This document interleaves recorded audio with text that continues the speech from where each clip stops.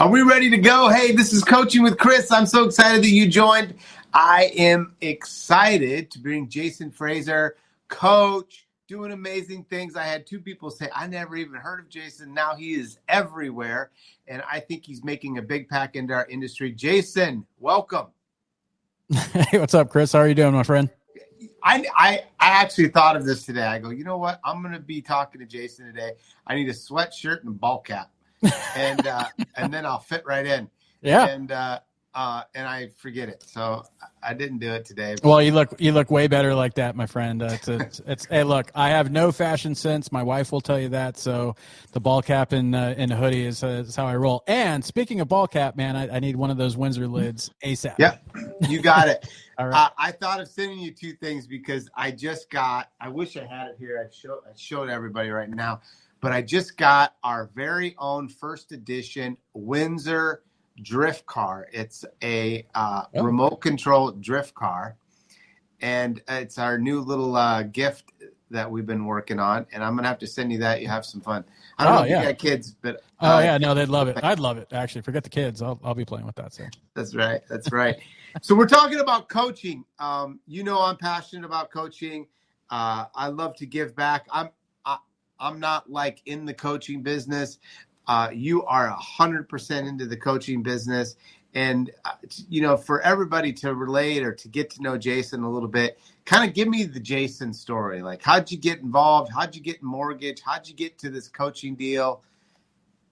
Yeah. So it's a long story. I'll make it real quick. Cause I'm sure a lot of people, they've seen me on a podcast or heard me on a podcast and they've heard the story. Yeah. So real quick. So I was born in the mortgage industry. It wasn't my passion. It wasn't something that I got into because that's where I was focused, but I was born into the mortgage industry. My mom was the former president and CEO of Mason McDuffie Mortgage, founded in 1887. And so it's one of the oldest mortgage still around today. It's one of the oldest mortgage banks in the country. And it was a family business. We owned it. And she retired 2 years ago.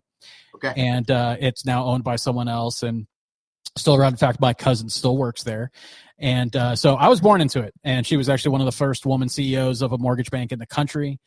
She started as a receptionist, worked her way up. And anyone that knows her knows that, she doesn't play around. She's all business. She worked very hard. And a lot of the reasons for where she got to is because she focused on learning every aspect of that business. She has basically done every role you could do at a mortgage bank. And so, and eventually, culminated into her running one. And so, so that's how I got into the mortgage business because it's a family business, but I was in venture capital technology startups. I'm an engineer by trade. And so, I was in Silicon Valley doing all of that. I used to work for Peter Thiel, founder of PayPal. So I kind of came up with what they call the PayPal Mafia. You could Google it, see those are the people that I worked with. And so in 2009, after working I worked with some other Peter's portfolio companies, but I worked directly with him at his hedge fund. And I took a sabbatical in 2009, made a lot of money, didn't really need to work. And so that lasted about 2 weeks of playing golf. And I'm like, man, I'm bored out of my mind. I can't do this. And I decided to do some consulting, which was for the mortgage company. I had helped them back in 2005 with their technology and whatnot. And so I did an audit and they said, look, how would you like to be a consultant? I was that for about half a year. Then I decided to join it full time in 2009, which, as you know, was an incredible time to join the mortgage industry because everything was just perfect. And actually NMLS, like my arrival was the same as the NMLS licensing. So, so I have that to hang my hat on that. And I've been in the mortgage industry ever since. And so I worked with my family's company until 2019. And I held the chief information officer, chief strategy officer, and chief marketing officer roles while I was there. I didn't get into marketing until 2016 full time. It's just I had a knack for it, and it just ended up being something good. I was just good at it, and I like creating, and it was a good thing. And I started. I wouldn't call myself a coach, but I was coaching my loan officers in marketing and, working with agents and helping them get more deals, because at the end of the day, there was no one in our company that was built to do that. We had loan officers, we had our, regionals, we had our, our production manager and our EVP of production, those types of things. but no one was really built or adept on kind of like the new era of consumerism and reaching the modern consumer on social media and other modern marketing technologies. And so I just kind of took that role on, and then that cultivated in me putting myself out there. I got invited to speak at conferences when it came to marketing. I coached real estate agents. I spoke at Inman Connect, San Francisco, New York, Las Vegas. One of the few mortgage professionals that actually spoke at that at the time. That was only me and Anthony Shea of Loan Depot. I was honored to be able to do that. Made a lot of connections on the real estate side. I got into like more, I would call marketing coaching and training. And, then 2019, I met Christine Beckwith that we were both speakers at Gary Vaynerchuk's conference, Agent 2021, and developed a relationship. She obviously runs 2020 Vision for Success Coaching. She's an actual coach. And then I got into it. I got in with Next Level Loan Officers, came on as a coach for them. And then I've been a consultant and been someone that has just decided to build a brand and help loan officers and advocate. And now I'm doing that full time. Wow. You love it? I do. I love everything that I do. Yeah. What are you seeing? Are you coaching more loan officers or realtors too, or what do you focus on that side today? Loan officers, 100%. 100%. I will not do that with agents ever again. Nothing against the agents there. And I met some great, don't get me wrong, I met some great agents, but if I'm choosing loan officers every day of the week. If I'm going to reboot myself in 2024 and be able to get reprogrammed, I had this discussion with a loan officer the other day. Mm-hmm. I'm interested to hear your perspective on this, but he's like, Chris, here's the thing. I actually know what I'm supposed to go do when I show up at the office or I go into my office. I know what I'm supposed to do, but I can't get myself to do it. And I hear a lot of loan officers say or feel that they know what to do. They know some of the right things to do, but they just can't get themselves to do it. What do you say to a loan officer like that? Yeah, it's definitely not uncommon, right? They're definitely not unique. That's the common thing. And look, that's common for most salespeople, right? Because look, if you go back to like when I was running sales teams and whatnot, and they'd be like, hey, we need to decrease volume, blah, blah, blah, whatever. And they would say, let's do some incentives for doing deals. And I'm like, they're 100% commission. What other incentives could they possibly need other than like, if they don't make money, like why do we have to give money on top of money for them? Because they're not making money. They don't have salaries. They're not doing anything. So, but I learned, that's when I actually got into really understanding like, what they call like neuroscience, and then I really used it for marketing. But at the same time, to me, I don't make a difference between sales and marketing. To me, sales is marketing, marketing is sales. And I know a lot of people don't agree with that, but personally, and that's how I've kind of held true to everything.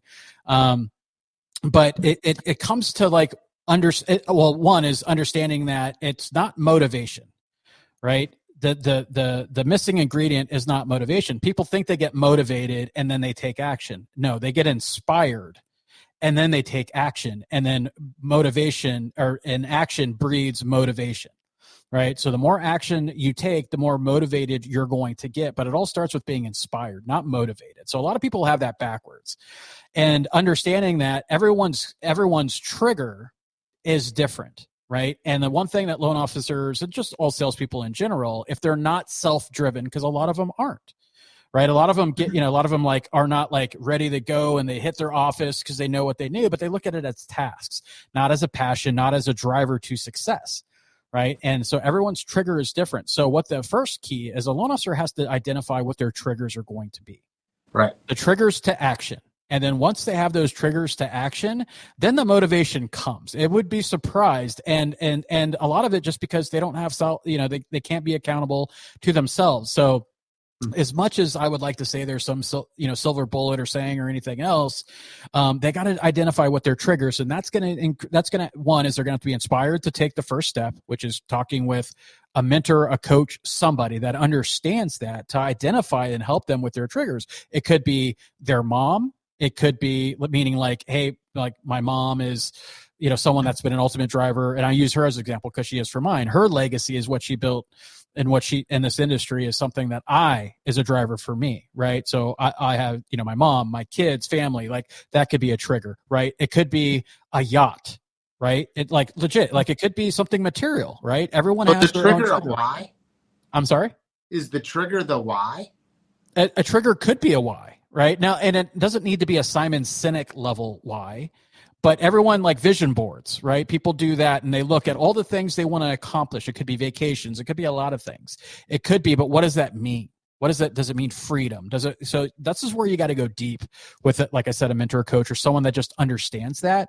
And then everywhere around them, they need to have reminders of that trigger, because in this business, you're gonna get no's, you're gonna get consumers that are shopping you, you're gonna lose deals, you're gonna be told no, from like an agent or something like that. You're gonna get knocked around, you're gonna get knocked down.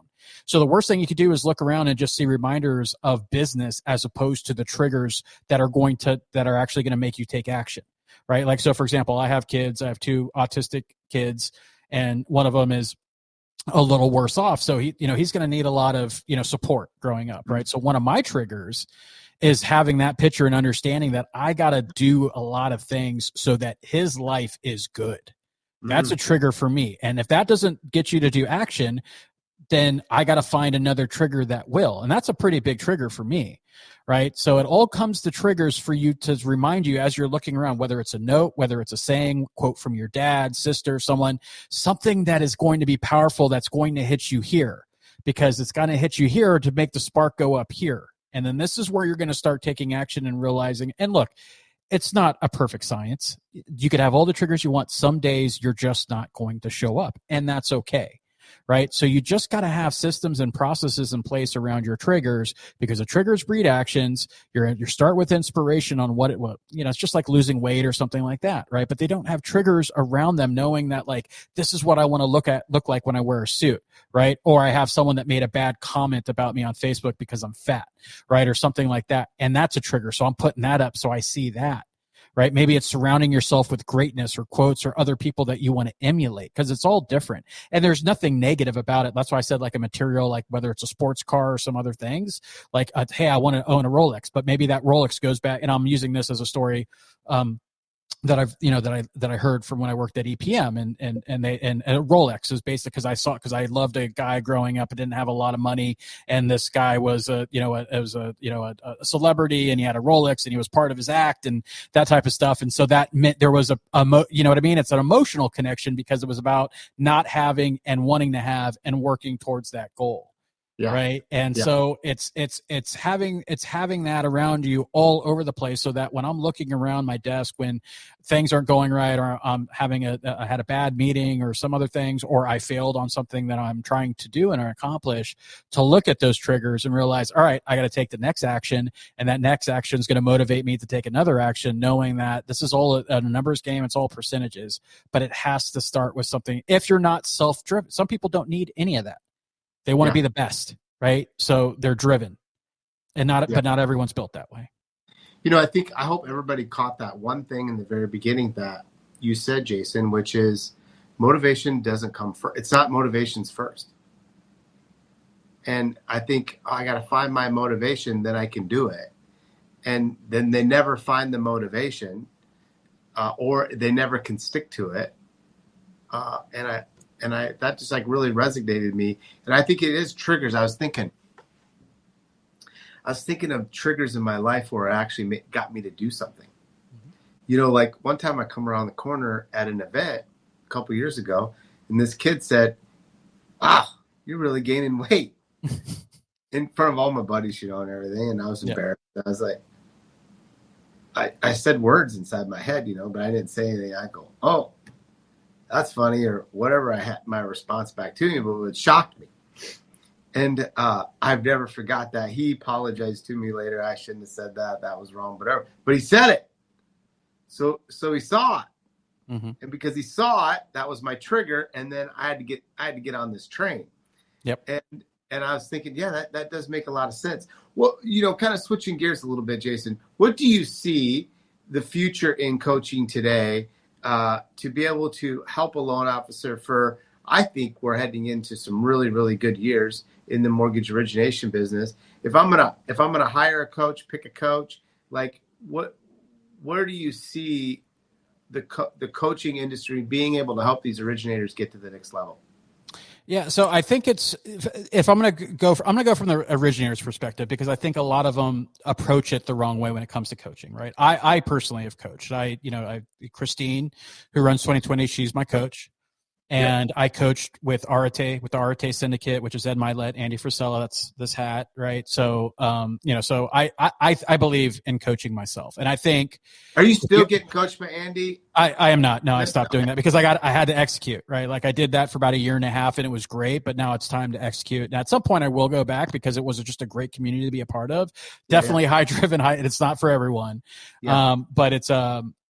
But it helped me a lot. It helped me shape, kind of like my thoughts and my drivers. Right. And if I'm looking at, so one is when you're looking for a coach, understand that if someone isn't personally coached or has been coached and they don't talk about that, they may not be the best coach for you. Right. Because if they don't believe in coaching, they're probably not going to be a good coach. I'm not saying they have to be an active coach, but generally the best coaches that I've seen are ones that believe in coaching because they get coached themselves. Yeah. Right. But as a loan officer, one is the first thing you got to ask. There's two questions you got to ask, right? One, and if the answer to no is the first one, then forget about coaching. One is, are you coachable? Because I'm telling you right now, and some people disagree with me, not everyone is coachable. Not everyone is coachable. So that's the first, and you got to be on. This is a question you ask looking at yourself in a mirror. Am I coachable? Right? Because I've had loan officers tell me they're coachable, and I'm like, you are not coachable. Right? Your way is the way. There is no, and I brought up scenarios, and I'm like, and I said, look, if you're telling me that's coachable, then, you go ahead and you're not going to coach with me. You're confused. Yeah, you're not going to coach with me. You could go cut, but I guarantee you, we're going to be having this conversation in 3 months, maybe sooner, right? 30 days. One is, are you coach? And guess what, guys? It's not a negative if you're not coachable. Because you're going to have to find another way then. If coaching is something that you feel you need and you're not coachable, you're going to have to find another way, and coaching may not be that way, right? Or it's not going to be an effective way. Two is, are you ready to receive coaching, right? Mm-hmm. So if you're coachable, but sometimes people aren't ready for it. Coaching, with being coached, people, and a lot of people, and look, not every coaching program is the same, right? Like not every coach is the same. And so you got to understand is, are you ready? Because some people are like, well, I don't want to be told what to do or what. And I'm like, well, then you're not ready to receive it yet, because that's a coach one is a coach isn't about telling you what to do. They're walking with you in a sense, right? Just think about, and look, it's easier to have these conversations with people because I played sports growing up, right? So it's easier to have those conversations with people that were playing on a team that have been coached, yeah. Right? And understand that, look, if I'm talking about coach, like you're not, hey coach, I don't feel like I'm not shooting jumpers today. I'm not running sprints. Okay. Well, then you're not playing, right? You know what I mean? Like it's so that's what people got to understand. That's what I'm talking about with coaching, right? They're going to tell you how to be the best version of yourself, how to be successful, but they're not getting on the court for you. They're going to show you the plays, show you how to execute them, but they're not doing it for you. They're going to walk with you, and they're going to tell you how best to succeed, to achieve your goals and the goals of the team. Right. Yeah. And so you have to be coachable. And the people aren't, and then you have to be ready to accept coaching. And then the third is write down, what do you want? What are the objectives and results? And you got to dig deep on this that you want from coaching. Okay. And then once you do that, then you go out and interview, because there is not even 2020, no coaching program out there is perfect. There's no such thing as a perfect coaching program. There is a such thing as a perfect fit, right? Every loan officer wants something different, and every coaching program will offer something different. Some loan officer may need the drill sergeant type coach that's holding them super accountable, in their face, saying, you got to do this, you're doing that. If you're not, you're paying me money, like that type of stuff, right? Mm-hmm. Some people need the coach that's just going to show them the playbook, call them on their BS, and I'll try to keep it clean for this episode. But they're going to call them on their BS, and then be there to mentor them. Right. Yeah. Some people want something that's just passive, and it's kind of like, just kind of like, let it soak. Self-paced, on-demand type, courses, and have someone that's and they could have calls and ask questions, right? Every one of them, and then also like I need a framework, I need a lock, a system that I go in place, and not every coaching program does that either, right? Because everything is different, and so as a loan officer that's looking from that perspective, that's where you start, because that's the only way that you're going to be successful. You got to find that right fit. You got to know what you're looking for. A lot of people, because I see it in Facebook groups, hey, what's a good coaching program out there? And sometimes I get tagged, sometimes others do get tagged, but that's it. Like, okay. And then when I ask, and I said, look, and I put in like this big long like essay of an answer to it, and a lot of people love it because they're like, yeah, I didn't really. And sometimes, like 9 times out of 10, they're like, yeah, I didn't even think about if I'm ready to receive it, or I didn't even think about like, I don't have anything written down on what I want from a coach, because everyone's going to tell you something great and why their system is good. Yeah. But doesn't mean it's going to be good for you, right? So you got to know what you want, where you're trying to going, and then you do your calls and your conversations to find which is going to be the best vehicle to get you there. Because here's the thing: you may decide, like for example, I'll bring up the core. Core may be what you need right now, but it may not be what you need in 6 months. Right? Then it might be something else, and then something else. So just know that you're going to have seasons in your career, right? And during those seasons, you may need a certain level of coaching. And then on another season, you may need something else that is, because I've had calls with people from every coaching program, right? And most of it is because either it didn't work for them, they outgrew it, or it just wasn't, they didn't know what they were getting into in the first place. Yeah. Right. So like I said, there's never a coaching, but it's, a perfect coaching program. It's really about the fit. Yeah. No, I like it. I like your statement. There's no perfect company, but there is a perfect fit. Mm-hmm. And being able to first understand what you need, and what style you like would help you determine what a coach is. It's funny. I'm looking for my new coach. So this is a perfect conversation. Mm-hmm. And I'm looking for my new coach. And I'm trying to find someone ahead of me. And there are tons of people that are ahead of me. But I'm also looking for somebody that is that fit. And I interviewed this coaching guy, but I never could get to the main guy of who I wanted to coach. Mm-hmm. And I'm trying to keep his name out. So I'll just call it now. I'm just trying to keep his name out. And instead I got his team, right? Mm-hmm. I said, you can't coach me. I'm ahead of you. And I don't want to be coached by the team. I want to be coached by him. If that's not going to work, they came back. They go, yeah, it sounds like you're not the right fit, because if you don't want us to coach you as the team, then there's no way he could coach you. And I thought, well, you're right. I'm not the right fit. I was offended at first. Yeah. But it was honest back to me, and I was honest to them. But really diving in of what do I want? I don't know if necessarily I've always asked myself that question. Like, what's my next thing that I want? I almost want the coach to be able to say, Chris, this is what you want. Go do it. But it doesn't work that way. Yeah. I have to actually know what I want. Do you agree? Oh, 100%. Because it's you. And now I will say that a good coach will have a conversation that helps you kind of, that doesn't tell you what you need, but through the conversation and asking the right questions, you kind of answer that yourself of what you need. Because you, and this happens all the time. I have someone that schedules a one-on-one session with me, and mm-hmm. they'll put in the calendar invite exactly what they're looking for and whatever. And by the end of the conversation, it's an entirely different conversation. Right. Because once they start telling me things, it's not a simple like, hey, I want to get good at, realtor outreach. Great. Sure. Why? Right. Why are you trying to do that? And then we start getting into the business, the numbers. And then before you know it, we're talking about something completely different, because it's my job as a coach is to try to pull that out of them of what really matters. Now, what they came to me might have been important, but more times than not, we cover that stuff because I'm like, look, that's surface level stuff. And honestly, that's what you thought about in your head as being important. But then we got into all this other stuff and realized, like, man, you're trying to build a second story of a house. You haven't even laid the foundation. Right. So I could tell you to build that second story, but you're going to be pissed because you're going to get zero results, or you're not going to get the results that you want to. We got to focus on the foundation first, right? Or let me have you think differently about your foundation. And again, I have to also be careful is that, one thing that I'm not an originator. Right. And so I always tell loan officers, and I comment a lot on in groups and stuff like that. And I've built a rep so far that people, I think, understand where I'm coming from. I said, look, I'm never going to tell you how to be a better loan officer. Right. I could tell you, I've been a salesperson. I've been a sales manager. Right. I've done sales, and marketing obviously is my expertise. And I'm going to tell you how to get at bats. I'm going to tell you how to attract people. I'm going to tell you how to do the stuff that matters from customer acquisition.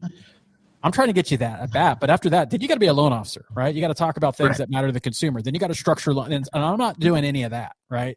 So there's a difference there, but it's also having that conversation with them. Is that I think look, I'm probably one of the few coaches that is an originator out there that coaches loan officers, but again, it's because I focus on the things that they care about in regards to customer acquisition, lead generation, marketing, messaging, that type of stuff, retention, because it's human. It's human communication, right? Like that's my specialty.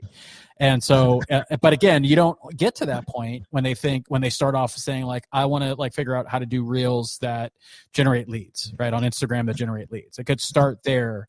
But the conversation, because any coach worth anything is going to ask questions. It's going to ask questions to make sure that they are giving exactly the information that person needs at that particular time. Right. It's like the customer that calls in that says, "Hey, Jason, what's your rate?" Yeah. Really, that what they're asking is that I'm looking for a particular payment, mm-hmm. but they don't know how to ask that, so they ask what the rate is. I feel like a lot of loan officers, in a sense, ask that, and maybe I've been guilty of asking a question that really I was wanting something else but didn't know how to say it. Yeah. So coaching in 2024, is it different today than it's ever been? I think so. And I think the reason why is because, if we look back at one is, I think everyone needs to realize that we were kind of in the golden age of anomaly, right? We had a great run of inventory, great rates, affordability, bookend between two major world events that affected both, right? We had the financial meltdown, financial meltdown in 07, 08, right? Yep. Then we had a global pandemic, right? In 2020, into 2021, right? Yep. We had two back-to-back record years where we did double the origination that we normally do in a given year, which will lead to a consumer deficit, right? So people are thinking like, hey, it's just business, right? I did stuff one year, and then normally what happens the next year is that. But like when you take two normal cycles back-to-back, there's the balloons. There it is. There's the balloons. I do that every time. Is it two? Like I haven't learned like all the. I think it's the two, because every time I do that, it's the balloon. It shocked me at first, but you do that back to back. You understand that you just took a complete consumer cycle out of the rotation, right? It's a normal transition year of consumers from year after year, just like it normally is, right? Normalized market, but you did that back to back years, so you're at a 2-year deficit of a normal market, right? And people don't think about it in terms. They're like, well, it's just a year, and people are going to buy. Not when we did what we did, right? Record low rates, like you couldn't kick a can without hitting some deal, right? And then we get into 2022, right? And then 2023, and the reason why it's different is because everyone's trying to do the same things that they did before, and it's just not working, right? And they one is they don't want to admit that it's not working. It's not on their comfort level. And so last year was a hard year for coaching, because the conversations that I was having with originators were ones that had already taken second jobs just to make ends, and they did great, right? They dipped into their savings, and they didn't understand what I just explained right there. They looked, and no one really talked about that type of stuff. Like I'm different in how I look at things, and a lot of that I learned by working with, because Peter, who is is kind of a master contrarian, and so learning, working and understanding how he, looking and being around him, being a sponge for 4 years at his hedge fund, and seeing what, going from 100 AUM to over 8 billion AUM in 4 years was based off of being a contrarian. And so understanding the decisions that he made and why he made them and how he looked at things, that's just kind of my outlook. And I'm a contrarian in general, but I kind of like weaponized it by working with him. And then so when I was looking at the market and rates and everything else based off of what people were saying, it just didn't make sense to me, because there has to be some results from that. And look, I'm never going to pretend to be like a Barry Habib or a secondary markets guy, or a capital market secondary guy. That's not me. But I was prepping for it to be like this, right? To be bad and to be really bad.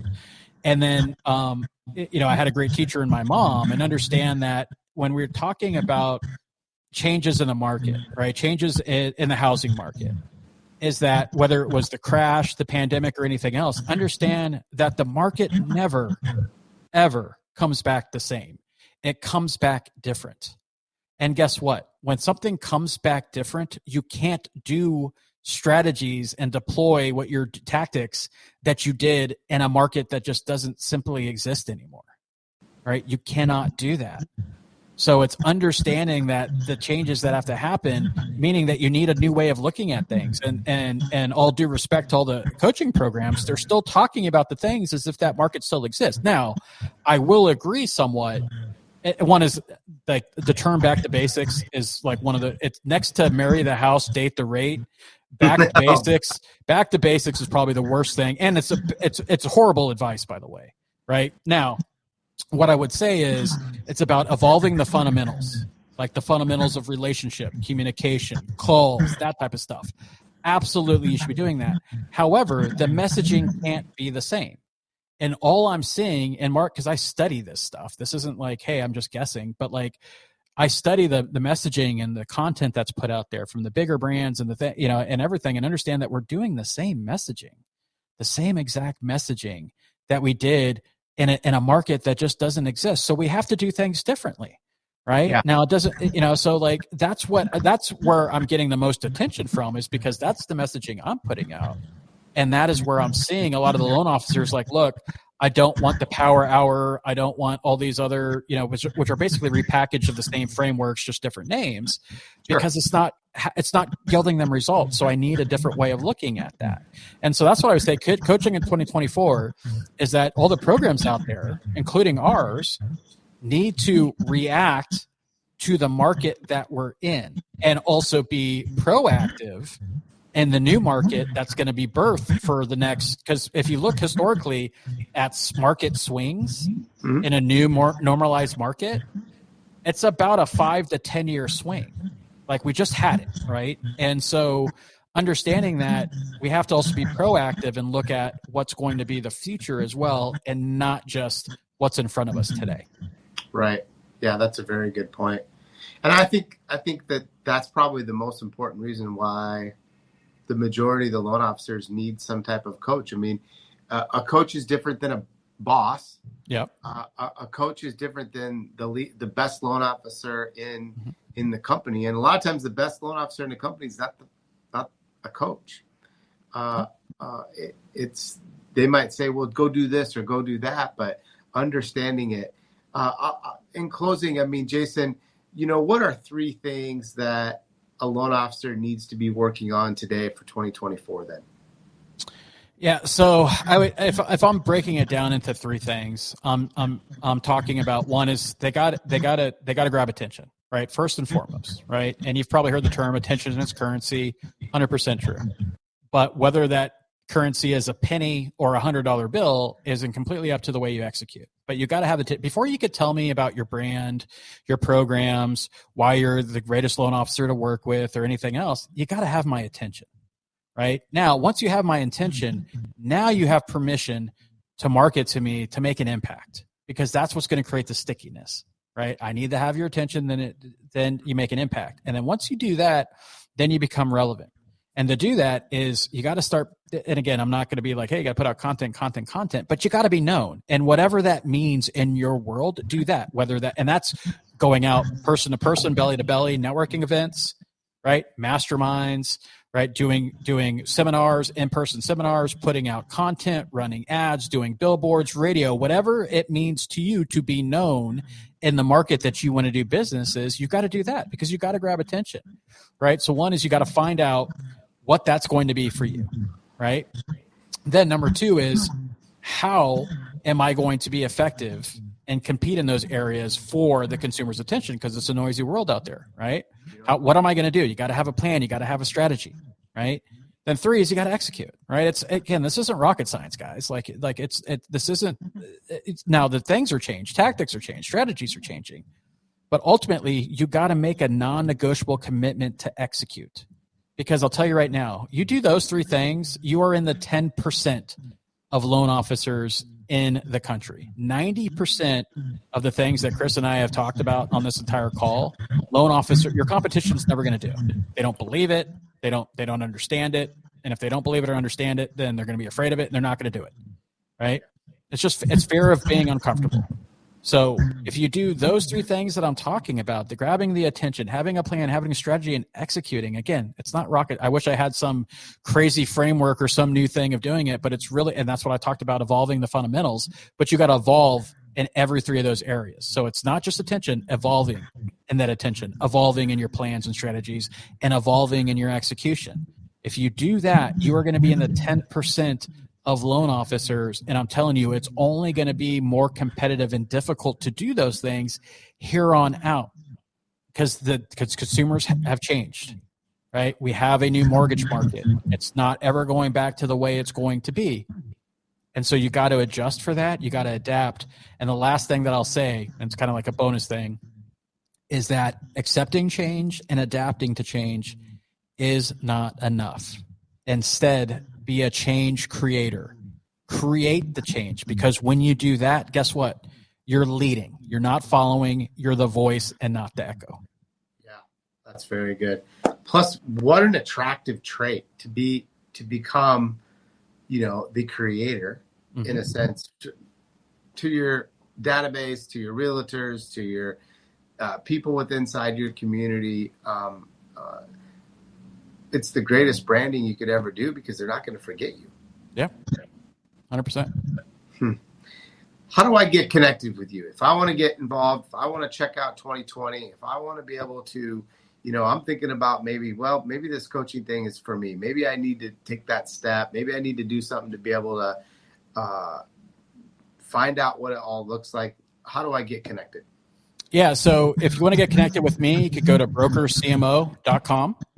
And then if you want, and then there's links to Vision, our coaching from there. And then if you want to go directly to 2020, you go to visionyoursuccess.net. Awesome. Simple. Go in there, put in the request. You guys will reach back out and be able to connect right with them. That's so cool. Jason, thank you for coming on. Thanks for talking a little bit about coaching. I'm telling you, my biggest takeaway is that asking yourself those questions. And then number two is be the creator. Yeah. Be that one person out there that goes out there and paves that new way. And you're right. 90% of the loan officers won't do it. You might as well be the one that will. So and that's your opportunity. Well, Chris, thank you for having me. I appreciate it. Yeah, appreciate you. Thanks. Yep. See ya.